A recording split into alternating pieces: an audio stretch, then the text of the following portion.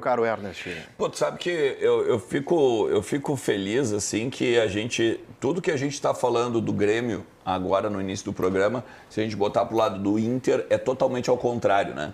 O Inter chega para um campeonato com time definido, com estrutura de futebol definida, com modelo tático, os jogadores em grande ascensão. Tu pega até jogadores que estavam contestados no início da temporada, como o Brian Aguirre, por exemplo. É um cara que vem melhorando em si mesmo a cada jogo. Ainda não é o Roberto Carlos. Eu não estou chamando o cara aqui de Carlos Alberto Torres. Não é o Cafu. Né? É que ele foi contestado muito cedo, esse é meu ponto. O Oi? cara fez 2 jogos e a galera já estava, não serve mais. Não, perfeito. Mas isso aí é o imediatismo do futebol, que é o mesmo imediatismo que pode derrubar o Quinteiros. Para mim é muito claro. Eu prefiro esperar, com certeza. Mas, né? E a partir disso, a gente está vendo uma possibilidade de modificação. Eu gosto muito dessa modificação aí do Ener Valencia no lugar do Borré. E não porque o Borré é pior, melhor, porque o Valencia está melhor, pior. Eu acho que é pela questão do contexto do jogo. Contra o Flamengo, era importante ter um jogador de abafa. O Borré faz muito mais a primeira bola do que o Valencia. Sim. Tanto que o Valencia, muitas vezes a torcida chama ele de preguiçoso. O Valencia não se engaja no jogo e tal. Eu acho que o jogo contra o Bahia, ele não precisa tanto abafa do Rafael Borré. Mas ele precisa de força, ele precisa de condução de bola, ele precisa de velocidade no ataque. A possibilidade do Carboneiro pela direita me agrada muito também, porque é mais uma alternativa de velocidade. Ainda que o Vitinho também possa fazer isso, mas eu acho que o Carboneiro está melhor. Cara, é uma estreia que talvez faz muito tempo numa Libertadores que o Inter não vê. Uma estreia com aquele algo mais, assim, olha, dá para beliscar, dá para ser o primeiro do grupo, dá para daqui a pouco ir lá para frente, buscar aí uma semifinal, ver alguma coisinha boa aí para o Colorado. Sabe, Ribeiro Neto, que o tema expectativa e realidade, ele me move. De verdade, Michele. Expectativa e realidade. Uma coisa é expectativa, outra coisa é realidade. A gente usa isso para a nossa vida. Para a vida, né? Bom, tu cria uma expectativa muito grande, a tua chance de frustração, por óbvio, acaba sendo gigantesca. Eu vou pegar a frase do Ernest, que talvez traduza boa parte do sentimento da torcida do Inter hoje, tá? De que o Inter pode sim ser primeiro colocado nesse grupo, pelo que está fazendo até aqui. Com relação ao... Porque tem projeto. Sim. Porque tem estilo de jogo. Diferente do Grêmio, o Inter vence e tu sabe por que o Inter venceu.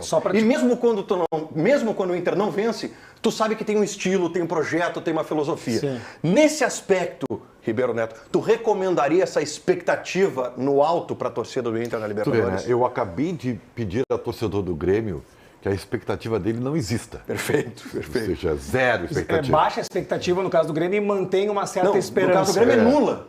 A expectativa para manter uma A esperança dos 45 pontos. Isso, é isso que eu sou. No caso do Internacional, vejam só, cara. Ao contrário do Ernst, de quase todo o contexto colorado, eu não gostei do Internacional contra o Flamengo.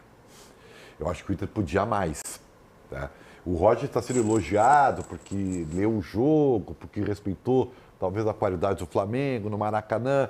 Eu não vi. Para mim, o Internacional só não ganhou por um fiozinho. Só não perdeu, né? Por um fiozinho. O Flamengo perdeu um monte de gols e coisa e tal. Tá? Mas isso não muda o meu conceito sobre o Internacional. Não muda. O Inter tem time. É por isso que eu não gostei. Para mim, o Inter tem time para jogar carta com o Flamengo. Não foi isso que o Inter fez. Mas tem time para isso, tem um esquema solidificado, tem jogador para isso aí. O Inter, na minha opinião, vai deitar na primeira fase de grupo da Libertadores da América. Vai deitar. Tem time para isso. Só que o Internacional tem que se impor. Só que contra o Bahia, por exemplo, Ernst, vale o que eu falei, guardadas as proporções e diferenças, o que eu falei do Grêmio amanhã contra o Luqueio. Um empatezinho lá pro Inter é bom negócio, porque ele está disputando uma fase de grupos. E o Bahia entendeu? também.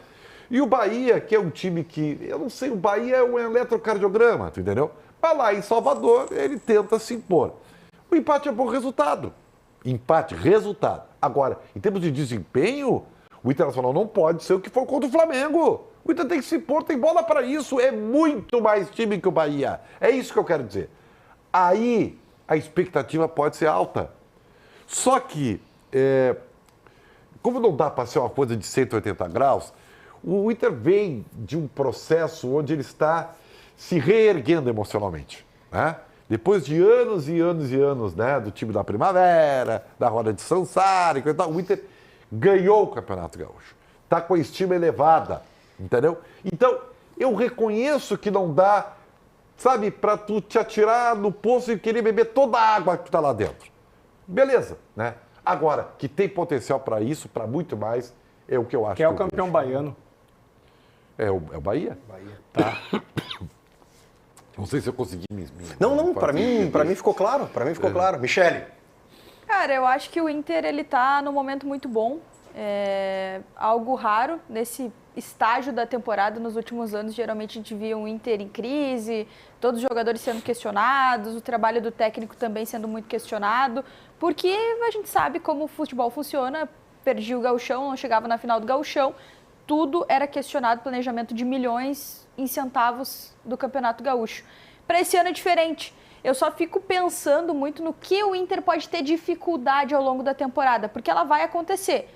Palmeiras, quando ganhou, tudo que ganhou, teve algum momento de oscilação. Botafogo, no ano passado, ganhou. Libertadores, Brasileirão, teve momento de oscilação. Então, esse momento de oscilação ele vai acontecer. Só que eu não vejo o Inter sem preparo para resolver. Eu vejo o Inter muito preparado para resolver, até mesmo quando oscilar. Para entender por que ganha, para entender por que perde. Eu vejo o Roger muito humilde, muito atento. Quando o Roger consegue um grande resultado, ele mantém os pés no chão, ele consegue avaliar por que aquele resultado aconteceu. E eu vejo uma ideia de jogo sendo bem praticada. Eu acho que todos os técnicos eles têm ideias diferentes. Um mais propositivo, um mais reativo, e varia muito. E eu não acho que exista um modelo certo ou errado. Mas o Inter, quando ele se propõe a marcar um pouco mais recuado, ele faz bem. Quando ele se propõe a entender um jogo de volta no Beira-Rio do Campeonato Gaúcho contra o Grêmio, por já ter uma vantagem, ele segura um pouco mais e faz isso muito bem. Quando ele se propõe a jogar contra o Flamengo, para mim o Inter fez uma grande partida contra o melhor time do futebol brasileiro hoje, que é o Flamengo. Ele também faz isso direito. Então, acho que o Inter está muito bem. Agora, o desafio do Roger, para mim, na minha opinião, é a gestão desse elenco. É variar, usar o Borré em um jogo, usar o Valencia em outro, manter essa competitividade do elenco. Só indo a reboque do que a Michele está dizendo, e o que eu vou dizer não é para a Michele, é para o produto, tá? Para o programa. Se tiver algum tipo de insucesso contra o Bahia, não vão desconstruir as coisas aqui, né? Vamos seguir a coerência dessa Inter, né? Da excelência, eu acho que esse da é um qualidade, de tudo que o Inter tem feito de bom do campeão gaúcho. Não vamos desconstruir. Se der brete contra o Bahia, não vão desmerecer eu acho É a corneta do gremista. É a corneta do gremista. Eu a corneta do gremista. Eu acho que aí não é... Desculpa, Pedro, eu sei que não é pra mim, mas eu acho que... Ele vem na corneta. Eu acho que ele não tem nem moral para fazer esse tipo de Não, eu tenho muita moral. Ele não tem nem moral para fazer esse tipo de... Eu tenho tamanho e moral. Eu tenho tamanho e moral. O time jogando nada quer vir ficar O Grêmio e eu temos tamanho e moral para isso. O grande negócio... Agora que eu entendi que não era pra mim, era pro Ernest. Mas é que Mas eu frisei pra ti. Foi pra mim? Então não, eu frisei que não era. Vou ainda não. Cara, é assim, ó, independente se ganhar, se perder ou não, eu sei que ganhando não é a Sele... Esse papo de Sele Inter, isso aí é bem o papo do gremistinha que tá com medo de chegar lá em dezembro. Cara, assim, tu não precisa diminuir o clube. Pode devolver a corneta sem diminuir o clube. Chegar lá em dezembro, não, tu foste irônico quando tu Mas eu nunca diminuo. Sabe qual é a diferença? Eu nunca diminuo o Internacional. O problema é teu, cara. Não, o problema não. Problema ganho pra mim isso. Mas é que eu tô falando, tu não vai me pautar e tu não vai falar como é que eu vou pegar e vou dizer as coisas. É simples. Então tá. Tu não vai dizer o que eu vou dizer ou qual é o tipo de argumento que eu vou usar. Tá. Mas esse é o papo do gremista que tá na rede social, o gremista que simplesmente acha que vai ganhar alguma coisa, ou que simplesmente vai olhar em dezembro lá, quando o Inter de repente tem alguma possibilidade, aí ele quer ironizar, se lê Inter ou isso e aquilo. Cara, não cai nessa. A gente sabe, se ganhar não é a Sele Inter, se perder não tá tudo errado, tem um trabalho consolidadíssimo, tem um técnico consolidado, tem um grupo consolidado. Então, assim, a gente sabe que é pezinho no chão, é tranquilo para pegar Muito bem. Vamos fazer uma conexão internacional aqui. Vamos a Assunção, no Paraguai. Lá está Bruno Soares, acabou de chegar para a cobertura do jogo do Grêmio amanhã.